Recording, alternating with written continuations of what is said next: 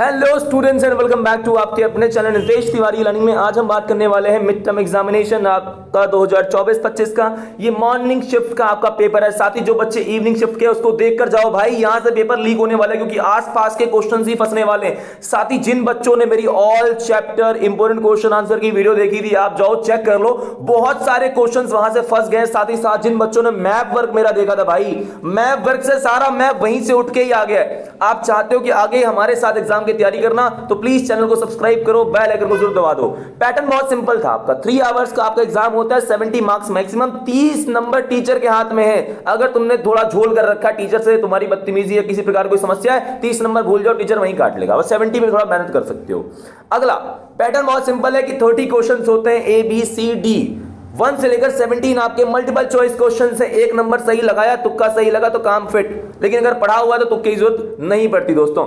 18 से लेकर 19 आपका स्रोत आधारित है, आपको पैसेजेस पढ़ने हैं, वहां से पढ़ना है और सही से आंसर देने का कोशिश करना है। साथ ही आपका यहां पर है 20 से 23 भाई 3 नंबर वाले क्वेश्चंस हैं। लिमिट देखो 80 से 100 वर्ड होने चाहिए, इससे ज्यादा नहीं होने चाहिए। और बाद में आपका 24 से 28 जहां पे आपके दीर्घ प्रश्न है, बड़े प्रश्न है, 5 नंबर वाले हैं जहां पे आपको 120 से 150 वर्ड, और बाद में 29-30 मैप, ये आपको करना होता है। सारे क्वेश्चन करना कंपलसरी है। पहला क्वेश्चन बहुत इजी आया हुआ है। पहला क्वेश्चन ये बोला गया है कि भाई साहब, जब पृथ्वी पर जीवन की उत्पत्ति हुई तो निम्न में से कौन सी गैस स्वतंत्र रूप में बहुत कम थी बोल रहा है। Option A nitrogen, option B oxygen, option C ammonia, option D methane. Right option इसका रहेगा ऑक्सीजन। ऑक्सीजन बहुत कम थी और हीलियम और हाइड्रोजन गैस बहुत ज्यादा हुआ करती थी उस समय। अगला क्वेश्चन देखिए, दिए गए कथन को पढ़िए और प्रश्न का उत्तर दीजिए। तो वह प्रक्रिया जिसमें पृथ्वी के भीतर भाग से गैसेस बाहर आई हैं, वो कौन सी तरीका है जिससे गैसेस बाहर आई हैं? ऑप्शन ए कहता है वाष्पीकरण, ऑप्शन बी कहता है विभेदन, ऑप्शन सी कहता है आपका वाष्पोत्सर्जन, ऑप्शन डी कहता है आपका गैस उत्सर्जन। इसका जो राइट आंसर आपका है ऑप्शन डी है, गैस उत्सर्जन के माध्यम से आपका जो आई है गैसेस बाहर। क्वेश्चन नंबर 3 देखिए। क्वेश्चन नंबर 3 है कि निम्न में से कौन सा सिद्धांत ब्रह्मांड जो परिकल्पना है, विस्तारित सिद्धांत, उससे संबंधित है? बहुत इजी है। ए आपका निहारिका, बी आपका चपटी पृथ्वी, सी स्थिर अवस्था सिद्धांत, या डी आपका यहां पर बिग बैंग। भाई इसका राइट आंसर है 1920 में बिग बैंग थ्योरी आपकी जो थी, वो जो इस बारे में अल्फ्रेड वेगनर ने कहा था, ये वाला आपको याद करना है। सॉरी, एडविन हब्बल ने इस बात को कहा था, अल्फ्रेड वेगनर तो दूसरी चीज है, इसको एडविन हब्बल ने कहा था आपका। तो ऑप्शन डी आपका बिल्कुल सही रहेगा। उसके साथ ही हमें मिलान करना है कौन सा युग्म सही है, केवल एक सही है इसमें। तो आप देखिए, प्लेट विवर्तनिक अल्फ्रेड वेगनर, महाद्वीपीय विस्थापन हेन्स, या संवहन धारा आपका आर्थर, या महासागरीय आपका अर्धस्तर आपका विस्तार जो कि मॉर्गन ने। राइट ऑप्शन आपका ए है। जिसने भी बच्चे ने ए लगाया है बिल्कुल सही है, बिल्कुल सही है। क्वेश्चन नंबर देखिए 5।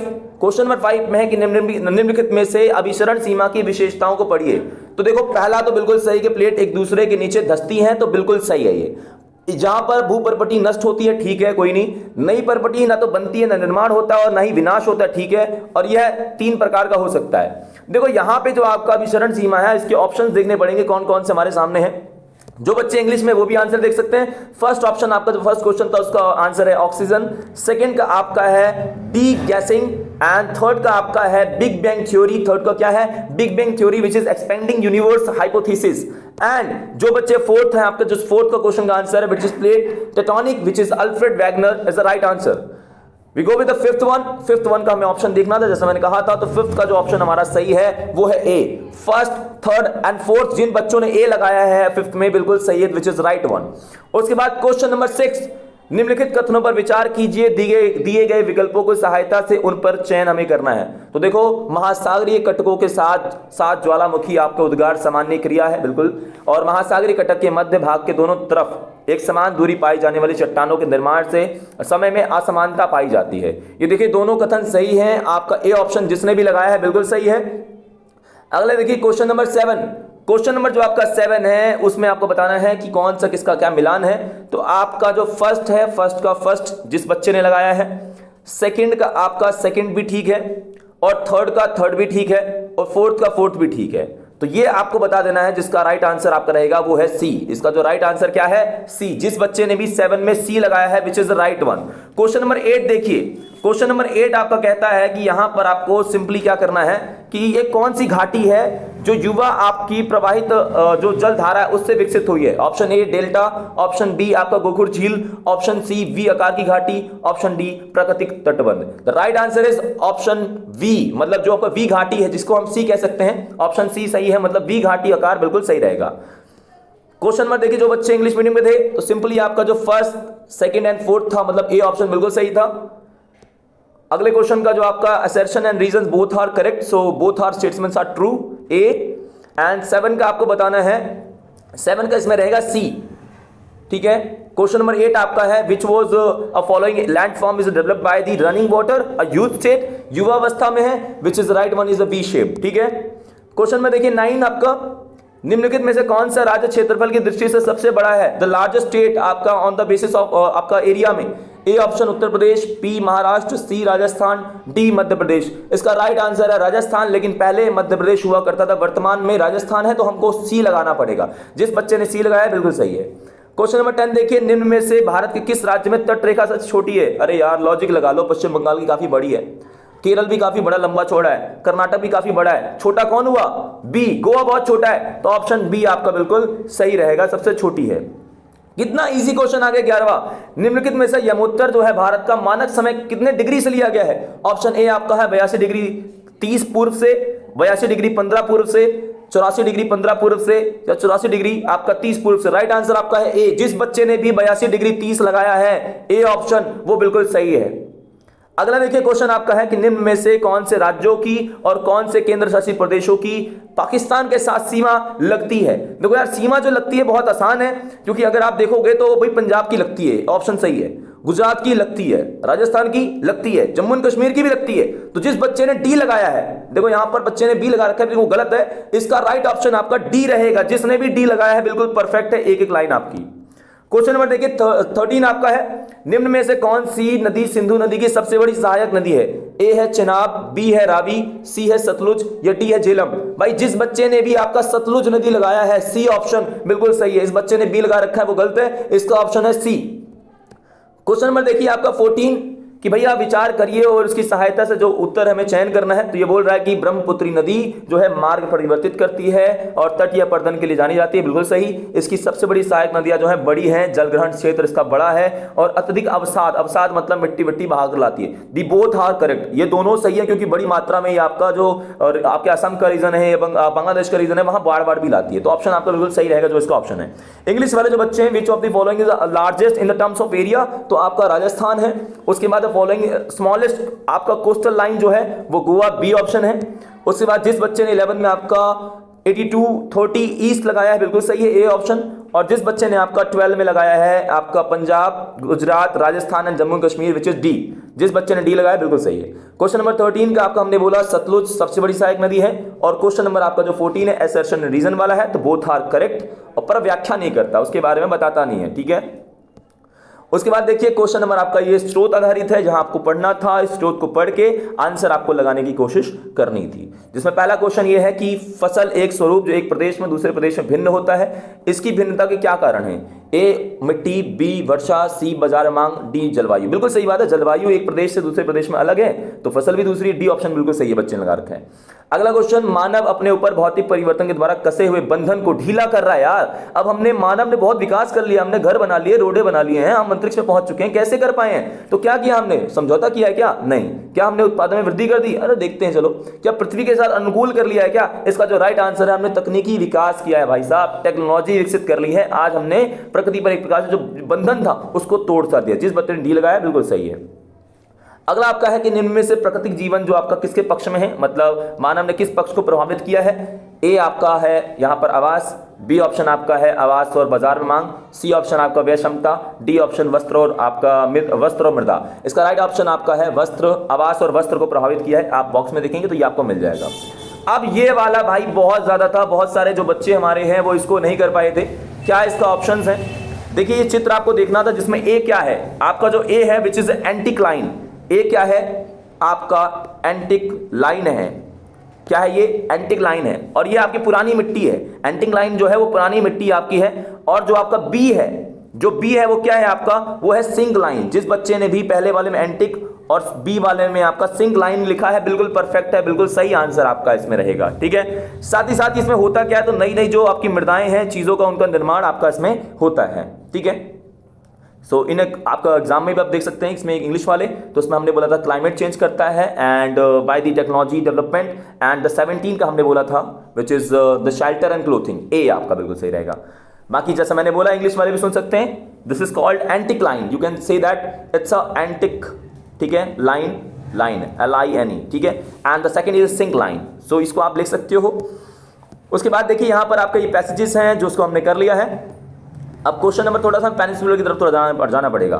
प्रायद्वीप पठार का उत्तर विस्तार क्या है? देखो प्रायद्वीप पठार जो आपका है उसका उत्तर जो विस्तार है लगभग देखिए यहाँ लिखा हुआ है, ये उसका उत्तर विस्तार आपका, ये इलाके आपको लिख देने हैं। यहाँ पे शिलोंग और ये आपके भूखंड के इलाकों में कुछ पाया जाता है, ये वाला आपको आंसर लिख देना है कि उत्तर में शिलोंग से लेकर कॉर्बो और एनलॉन्ग पठार तक इसका माना जाता है।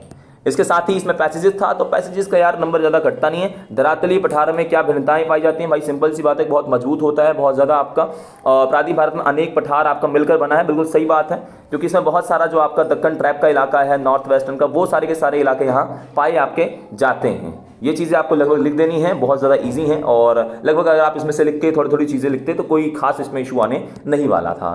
आगे देखते हैं हम लोग। अगला आपका जो है वो स्रोत पे आधारित कुछ क्वेश्चंस हैं कि भैया भारत के लिए हिमालय क्या महत्व है? अरे भाई साहब इतना इजी है, बहुत महत्व है भाई। हिमालय जो है हमें बाहर के जो एक प्रकार से चाइना की तरफ से आने वाला जो ठंडी हवाएं हैं उसको रोकता है। जो पश्चिम से आने वाली पश्चिमी विक्षोभ है वो हवाएं हिमालय से टकराती हैं, वापस इंडिया में आती हैं तो वर्षा करवाती हैं, इसलिए जरूरी है। ये प्रकार से हमारे लिए रक्षा का काम कर रहा है, तो ये आपको सिंपल आपको याद रखना था। दूसरा चैप्टर नंबर 6 है बाह्यजनिक और बाह्यजनिक भू आपकी जो प्राकृतिक क्रियाएं हैं एक दूसरे से भिन्न होती हैं, बिल्कुल सही बात है। जो भू आकृति आपकी क्रियाएं हैं वो एक क्षेत्र में भिन्न है, क्योंकि क्लाइमेट और जो जलवायु है, जो क्षेत्र है वो बिल्कुल डिफरेंट होता है, दूसरे इलाके में बिल्कुल डिफरेंट होता है। ये चीज आपको बताना है। अक्षय, भाई अक्षय मैंने करवाया हुआ है। अक्षय का महत्व ये है कि अक्षय नई मृदा के निर्माण में बहुत सहायक होता है। जब चट्टानें टूटती फूटती हैं तो नई मृदा का निर्माण करती है। अगर आपने उससे रिलेटेड कोई टॉपिक लिखा है बिल्कुल परफेक्ट है भाई साहब। ये तो छप के आ गया, देखो पी और एस 3 नंबर में ये क्वेश्चन मेरे इंपोर्टेंट क्वेश्चन आंसर में था, छप के आ गया है कि पी और एस में क्या है। पी मतलब प्राइमरी है, एस मतलब सेकेंडरी है, पी मतलब पहले गुजरती है, एस बाद में आती है। पी आपका गैस हो गया, तरल हो गया, ठोस, तीनों में गुजरती है, और जो एस है केवल ठोस से गुजरती है। ये बातें बतानी थी। पी ज्यादा खतरनाक नहीं होती, एस ज्यादा खतरनाक। ये सारी बातें अगर बताते थे तो आपका काम हो जाता। अब मिश्रित ज्वालामुखी क्या है भैया? मिश्रित ज्वालामुखी ऐसी ज्वालामुखी है जो आपकी ना तो खत्म हुई है और ना ही आपकी बिल्कुल आपकी चल रही है, मतलब उसमें लगभग संभावनाएं हैं कि वो आपका शुरू भी हो सकती है। अगर हम बात करें मिश्रित ज्वालाओं की तो विश्व में एक आपका रिंग ऑफ फायर की श्रृंखला है, वो मिश्रित ज्वाला की श्रृंखला में उसको हम काउंट कर सकते हैं, तो आप लिख सकते थे, इतना काफी रहेगा। उसके बाद उत्तरी भारत के मैदान को दक्षिण भारत में 3 भागों में बांट सकते हैं, बिल्कुल सही बात है।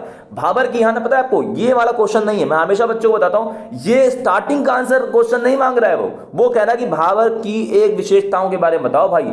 जो आपका भाबर है उसकी क्या विशेषता है? अगर हम उत्तरी मैदान की बात करें तो ये आपके जलोढ़ मृदा आपके इलाके हो जाते हैं। दक्षिण में आपके जो हो जाते हैं वो लैटराइट मृदाएं भी हैं, कुछ काली मृदाएं भी, आप ये भी लिख सकते थे। बाकी भाबर की क्या विशेषता है भाई? भाबर का जो इलाका है उसकी स्थिति में सबसे बड़ी बात तो यह है कि ज्यादा जो इलाके हैं यहाँ कंकड़ होते हैं। तो आपके भाबर के इलाके में क्या है? कंकड़ वंकड़ होता है, ज्यादा कृषि कार्य के लिए उपयुक्त नहीं होता है, और यहाँ पे सिंचाई के माध्यम से भी आप कृषि नहीं कर पाओगे। ये भाबर की लगभग विशेषताएं अगर आपने बताई हैं 3 नंबर में बहुत थी। अब एक क्वेश्चन, ये 2 क्वेश्चन मैं कहूं फिर से 5 नंबर का, देखो 5 नंबर का छप के आ गया भाई। आप जाओ वीडियो उठाओ और वीडियो में से स्क्रीनशॉट में आपको भेज दूंगा। ये क्वेश्चन मैंने करवाया हुआ है कि महाद्वीपीय विस्थापन सिद्धांत क्या है? क्या है महाद्वीपीय विस्थापन सिद्धांत और उसकी व्याख्या करनी है, कैसे विस्थापित हुआ है? तो हमें बताना है महाद्वीपों में साम्यता है, ये महाद्वीप समान है, इनकी आयु में समानता है। और प्लेसर ने 6 पॉइंट लिखना था भैया, जो सोने के अंश घाना में पाए गए हैं, कहां पर? घाना में पाए गए हैं, वही सेम आपका ब्राजील में पाया गया है। जबकि घाना जो है वो कहां है? वो अफ्रीका महाद्वीप में है। ब्राजील कहां है? दक्षिण अमेरिका महाद्वीप में। दोनों कितना दूर हैं? समानता मिल रही है, इसका मतलब कुछ तो गड़बड़ है। ये सारे पॉइंट मैंने आपको लगभग करवाए हुए हैं। अब प्लेट विवर्तनिक सिद्धांत किसका है? Alfred Wegener. आपका अल्फ्रेड वेगनर ने 1912 में आपका प्लेट विवर्तनिक सिद्धांत मान लीजिए उन्होंने दिया। कैसे प्लेट्स आपस में टकराती हैं, आपस में दूर जाती हैं, टूटती फूटती हैं, नई आपकी क्रियाओं का निर्माण होता है। अगर आपने इससे संबंधित लिखा है तो बिल्कुल सही रहेगा। उसके बाद देखिए क्वेश्चन नंबर आपका 15, कावेरी नदी। कावेरी नदी भाई कहां की नदी है? ये साउथ इंडिया की नदी है। ये आपके कर्नाटक से निकलती है, तमिलनाडु में इसका प्रवाह रहता है। ये आपकी कह लो ये एक प्रायद्वीप नदी है जिसमें वर्षा पर निर्भर रहती है। किस पर निर्भर? वर्षा पर निर्भर रहती है। अगर आपने ये सारी चीजें बताई हैं तो बिल्कुल आपकी सही पॉइंट्स रहेंगे। भारतीय आपका अपवाह तंत्र के उद्गम प्रकार के आधार पर वर्गीकृत कीजिए। भैया भारतीय जो अपवाह तंत्र है हम बात करेंगे हिमालय अपवाह तंत्र और प्रायद्वीप अपवाह तंत्र। जो हिमालय अपवाह तंत्र आपका है वो उत्तराखंड के इलाके या जम्मू कश्मीर के रीजन से हम बता सकते हैं, और जो प्रायद्वीप आपका है वो महाबलेश्वर आप कह लो, ये नासिक के इलाके, त्र्यंबकेश्वर के इलाके से लगभग आपके ही रहेंगे। तो आप इसमें नदियों का वर्गीकरण भी थोड़ा थोड़ा बता सकते तो कोई इशू नहीं है। अब देखिए मंडलों के बारे में मैंने बताया था, जीवन कहां है? क्षोभ मंडल में। तो वही तो उसने पूछ लिया क्यों महत्वपूर्ण है? अरे साहब बोलते जीवन यही है, मौसम संबंधी चेंजेस यही होते हैं, यहीं पर मानव जीवन संभव है। उसके अलावा आप कह लो क्षोभ मंडल सबसे निचला मंडल है, इस पर सारी क्रियाएं जो भी मानव संबंधित होती हैं वो क्षोभ मंडल में ही होती हैं, इसलिए बहुत महत्वपूर्ण है। थोड़ा थोड़ा बाकी के बारे में अगर आप बताते कोई इशू नहीं है। अब भारतीय मरुस्थल की विशेषता। अरे मरुस्थल की क्या विशेषता है? भारतीय मरुस्थल पहली बात तो थार मरुस्थल है भाई साहब।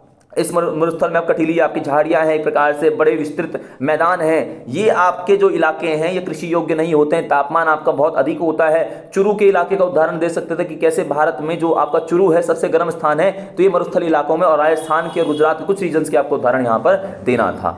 अरब सागर की क्या विशेषता है भाई साहब? अरब सागर में स्थित द्वीप समूह की क्या विशेषताएं हैं? तो पहली बात तो जो आपके द्वीप समूह उसमें आपका हमारा जो लक्षद्वीप है उसके बारे में बताना था। अरब सागर भारत के पश्चिम में स्थित है, इसके बारे में बताना था। इस इलाके में नदियों का जो प्रवाह है या आपका प्रवाह तंत्र है बहुत कम जाता है। केवल 2-4 नदियां हैं जो मध्य प्रदेश की आपकी हैं, 2-4 नदियां बह जाती हैं, उसके अलावा अरब सागर में कोई नदी का प्रवाह नहीं होता है। ये क्वेश्चन देखो फिर से 5 नंबर का क्वेश्चन छप के आ गया है। 5 नंबर क्वेश्चन फिर से छप के आ गया। गोदावरी नदी की विशेषताएं बताओ। मैंने बताया होगा त्र्यंबकेश्वर आपका ये नासिक जो इलाका है महाराष्ट्र का, वहां से निकलती है। इसे दक्षिण की गंगा कहा जाता है, इसे दक्षिण की गंगा कहा जाता है। सबसे बड़ा ये आपका जो अपवाह तंत्र है दक्षिण भारत में गोदावरी का ही है, और गोदावरी नदी बाद में जाके ये बंगाल खाड़ी में गिरती है। अगर ये पॉइंट्स इससे मिलते जुलते कोई भी पॉइंट लिखे हैं तुम्हारा 1 नंबर कोई काट नहीं पाएगा दोस्तों। अगला मैप देख लेते हैं। अब बहुत देखो मैप में क्या होता है कि यहां पर हमें लोकेशन चाहिए। देखो यार पहली बात तो लोकेशन चाहिए। अब लोकेशन नहीं है तो मैं आंसर नहीं बताऊंगा क्योंकि बच्चे ने लिख दिया होगा।